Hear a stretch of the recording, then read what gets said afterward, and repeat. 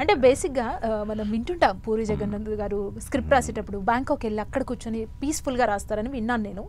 మీరు ఇంత అద్భుతంగా లిరిక్స్ రాస్తున్నారు, మీరు అసలు ఎక్కడ కూర్చొని రాస్తారు? మీరు ఒక పీస్ ప్లేస్ ఏదన్నా ఉందా? మీరు అక్కడ కూర్చుంటే వావ్ నాకు వచ్చేసేది సాంగ్ అయిపోతుంది వన్ డేలో అన్నట్టుగా ఏదన్నా ఉందా?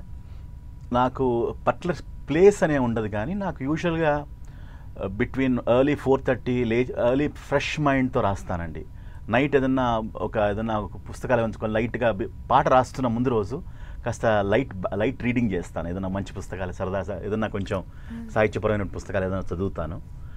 తొందరగా ఎర్లీగా పడుకుంటాను. పాట రాసే రోజు ముందు మాత్రం ఖచ్చితంగా ఎర్లీగా పడుకుని 4:35 ఆ టైంలో యూజువల్లీ నా పాటలన్నీ కూడా బిట్వీన్ 4 and 8లోనే అయిపోతాయి.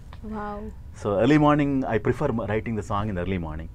ఆ తర్వాత మధ్యాహ్నం సాయంకాలం అంటే ఒక్కోసారి పరిస్థితుల దృష్ట్యా రాయాల్సినటువంటి ఒక కంపల్షన్స్ ఉంటాయి.